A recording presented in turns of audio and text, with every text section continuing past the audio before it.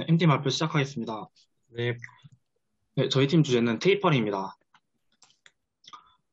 이제 S&P 분들 이제 팀 투자든 개인 투자든 이제 주식 투자를 다 하실 거라고 생각합니다. 근데 주식 투자에 있어서 테이퍼링에 주목해야 되는 이유가 뭘까요? 그래서 뭐 뉴스만 보면은 테이퍼링하고 나오는데, 어, 테이퍼링을 주목해야 되는 이유를 다음 장에서 한눈에 알려드리겠습니다. 2013년 5월에 테이퍼링 시행이 가능성에 대해서 언급이 있을 때거든요. 이때 당시에 코스피가 11%가 빠졌습니다. 하한가를 찍어도 마이너스 30%인데 지수가 마이너스 11%를 찍었다는 거는 얼마나 크게 떨어졌는지 아시겠죠? 이게 뭐 다른 경제적 위기가 있던 게 아니라 테이퍼링 시행 가능성 언급 당시 이렇게 떨어졌기 때문에 지금 테이퍼링 가능성에 주목한다 볼 수 있습니다. 그럼 테이퍼링이 무엇일까요? 테이퍼링은 양적 완화 조치의 점진적인 축소를 의미합니다. 그럼 양적 완화가 무엇일까요? 양적 완화는 금리가 이제 0에 다다라서 금리 인하를 통해서 경기 부역 효과가 한계에 부착했을 때 중앙은행이 국채 매입 등을 통해서 유동성을 직접 푸는 정책입니다. 말 그대로 그 돈을 푼다는 정책이라고 보시면 되고요. 이 돈을 푸는 규모를 줄이는 게 테이퍼링입니다. 그럼 이 양적 완화가 언제 했을까요? 네. 2008년 금융위기 때 양적 완화를 실시를 했죠. 처음으로. 따라서 2013년부터 2014년까지 1년간 테이퍼링을 실시했습니다. 그럼 지금은 양적 완화를 왜 실시했죠? 2020년 코로나 때문에 실시를 했죠. 그러면 이제 이 테이퍼링을 언제 할 것이냐가 이제 저의 발표의 주된 내용이라고 보시면 되겠습니다.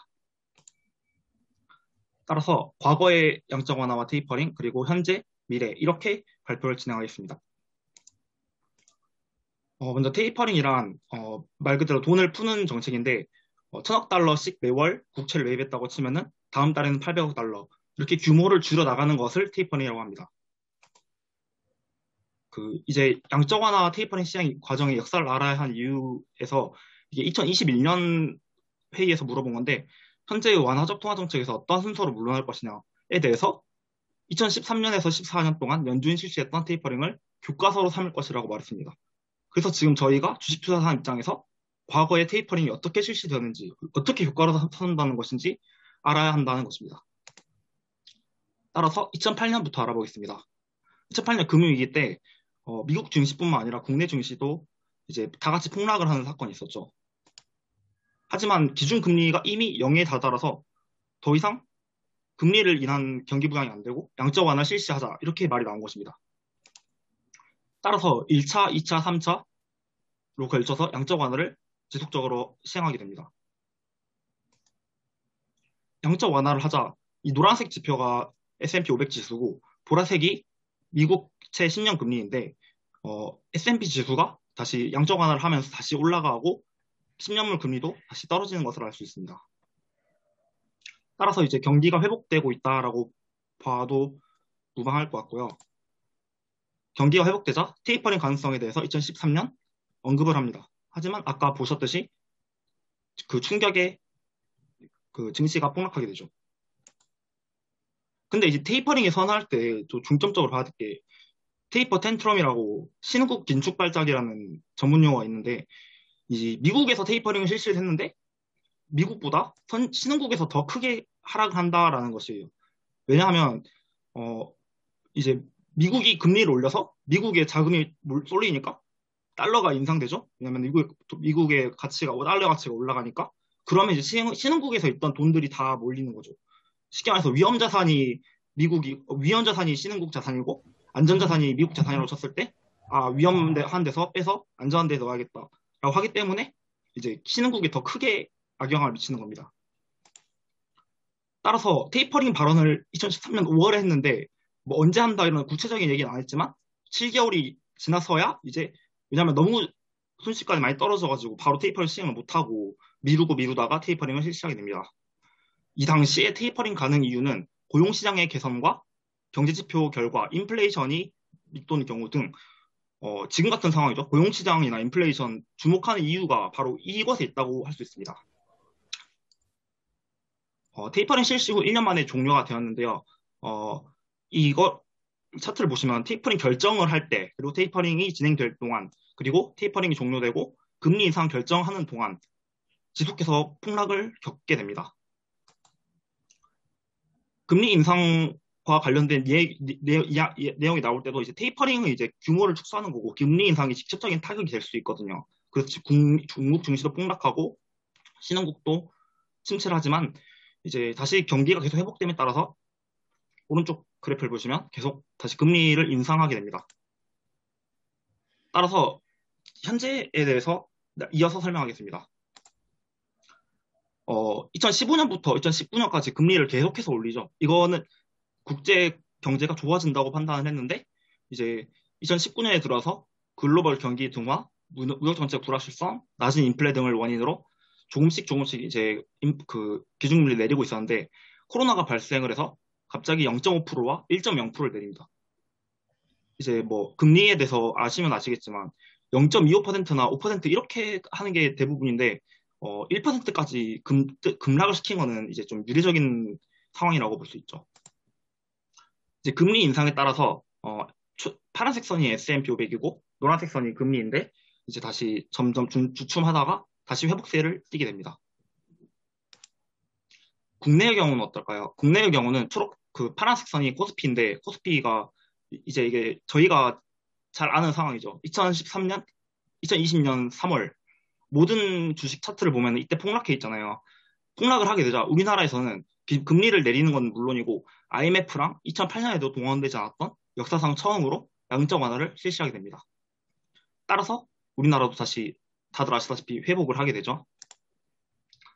이 국채금리가 왜 자꾸 나올까요? 국채금리는 이제 기준금리와 다른 시장금리라고 불리는 10년물 국채금리라고 보통 칭하는데 이제 뭐 다 아시다시피 금리가 낮아야 하는 이유 등에 대해서 이제 그냥 기본적인 내용들이라고 솔직히 볼 수 있다고 생각합니다. 네, 금리가 내려가야지 이제 기업이 투자하기도 쉽고 이런 것들 있지 않습니까? 따라서 이제 양적 완화에 따라서 현재 최근 보셨다시피 백신 보급이랑 소비가 폭발하면서 S&P 500, 코스피 등 뭐 실업률이든 뭐 물가든 다 성장세를 띠게 됩니다.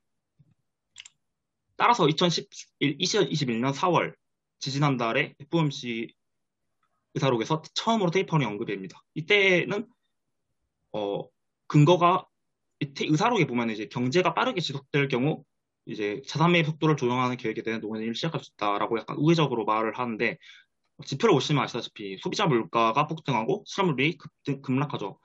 경기 선행 지수를 봐도 점점 좋은 쪽으로 가고 있다는 것을 알 수 있기 때문에 이러한 언급이 나왔던 것입니다. 그런데 이제 잘 생각하셔야 되는 게 여기서 이 3월 지표를 보고 4월 FOMC에서 이제 경제 좋으니까 이제 논의를 하자라고 말했습니다. 근데 4월 지표가 나왔는데 4월에 100만 명을 예상했던 고용이 26만 명이 나오고 제조업 지수도 하락하고 필라델피아도 하락하고 이런 발언들이 나오자 이제 회의록이 공개가 됐는데 다시 이제 다른 주요 인사들이 근데 테이퍼링 아직 할 때는 아니다라고 이제 약간 급락을 방지하는 말들을 계속합니다. 실제로 3월에는 91만 명이 증가를 했는데 4월에는 26만 명이 증가를 해서 3월 자료를 보고 91만 명의 자료를 보고 테이퍼링 논의를 했다가 4월에 이제 수습하는 형국이라고 이해하시면 될 것 같습니다. 그러면은 지금은 또 어떻게 되고 있을까요? 네, 일단 이게 실업급여 청구 건수인데 실업급여를 당연히 실업을 했으니까 받겠죠. 근데 이 청구 건수가 점점 하락하고 있다는 거에서 이제 경기가 좋아지고 있고 이제 뭐 여러 가지 반도체 부문 등 공급 병목 향상도 해소가 되고 있습니다.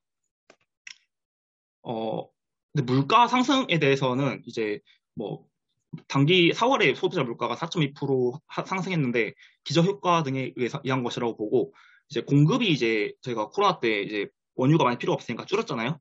근데 이제 수요가 폭발해서 순간적으로 올라왔는데 이제는 공급을 다시 좀 늘리고 있는 상황이지 않습니까? 따라서 이제 유가가 다시 진정될 것이다. 따라서 물가 상승이 일시적 요인이다라고 패드는 판단하고 있습니다. 또한 뭐 사조 달러의 재정 정책 같은 경우도 8년에서 10년에 걸쳐서 투자를 하고 소득세 인상을 통해서 자금을 조달하기 때문에 인플레이션 가능성은 크지 않다고 생각하고 있습니다. 그러면은 이제 테이퍼링 논의 시점이 언제가 될까요? 이런 경제 지표들을 생각해 봤을 때 일단 4월에 경제 지표가 나온 것만으로 봤을 때 6, 7월 테이퍼링, 6, 7월 FOMC에서 테이퍼링을 논의할 가능성은 적다고 봅니다. 이제 앞으로 남은 일정이 6월 17일 정도 FOMC, 7월, 8월, 8월은 잭슨 회의고 9월 이렇게 예정이 돼 있는데 이번 5월에도 지금 실업 관련해서 지표가 나왔거든요. 이게 어제 그 약간 연구소에서 하나 나오고 오늘이나 내일 중으로 이제 미국 전체 고용 보고서가 나오는데 어제 나온 자료에 의하면은 지금 예상치를 또 이번에 93만 명이에요. 아까 21만 명, 26만 명 이랬죠? 완전 많이 올라가가지고 지금 증시가 또 약간 불안해하는 모습을 보이고 있다고 볼 수 있습니다. 그래서 이 예측치는 당장은 일단은 9월 중으로 보고 있는데 앞으로 5월, 6월 뭐 지표가 나오는 거에 따라 달렸다고 보시면 될 것 같습니다. FOMC 점도표라는 게 있습니다. 이거는 3월, 6월, 9월, 12월 FOMC들이 향후 금리 전망이 언제 인상될 것이냐를 찝은 건데요. 이거는 이제 18명이 투표를 했는데 2023년에 금리 인상은 될 것이라고 보는 경우가 제일 많다라고 보시면 되겠습니다. 미국 중앙은행의 목표는 연준의 이중 목표라고 해서 물가 안정과 고용 안정입니다. 따라서 이 지표들은 이제 6월 10일, 6월 4일 발표가 되는 걸로 나와 있는데 현지 시간 기준이라서 하루가 늦게 봐야 되고요. 저희 기준으로는 이거는 네이버에 치시면은 바로 볼 수 있으니까 깔끔하게 이제 투자를 하시는데 이제 테이퍼링 가능성이 언급이 되면 또 폭락할 수 있잖아요. 그래서 이것들을 좀 잘 지켜보시는 게 필요할 것 같습니다. 그리고 테이퍼링 예상 시점에 대해서 이게 2013년 6월 자료거든요. 그러니까 2013년 5월에 첫 언급이 됐잖아요. 13년 6월에 프라이머리 딜러스 이제 좀 진짜 전문가들과 이제 일반적인 금융 참가자들 이렇게 조사를 했는데 이제 전문가들은 좀 더 빠를 것이라고 생각했지만 일반적인 사람들은 대부분은 2014년 혹은 그 후라고 생각을 했습니다. 하지만 실행은 12일에 됐죠. 그러니까 뭘 의미하냐면은 이 당시에 테이퍼링이 더 늦게 될 거라고 생각했는데 생각보다 더 빨랐다라는 것입니다. 네, 이런 말이 있죠. 테이퍼링의 시행과 금리 인상은 다수가 예상하는 것보다 항상 빨랐다. 뭐 이게 항상 맞는 것만은 아니겠지만 그래도 이제 투자를 함에 있어서 하락폭에 대해서 왜냐하면은 지금 이제 유동성에 의해서 주식든 모든 자산들이 올라간 거는 모두가 알고 있는 상황인데 지금이 테이퍼링이 논의가 되는 시점 경기가 좋다는 점에서 더욱더 조심해야 될 필요가 있다고 생각합니다. 네, 여기서 발표 마치겠습니다.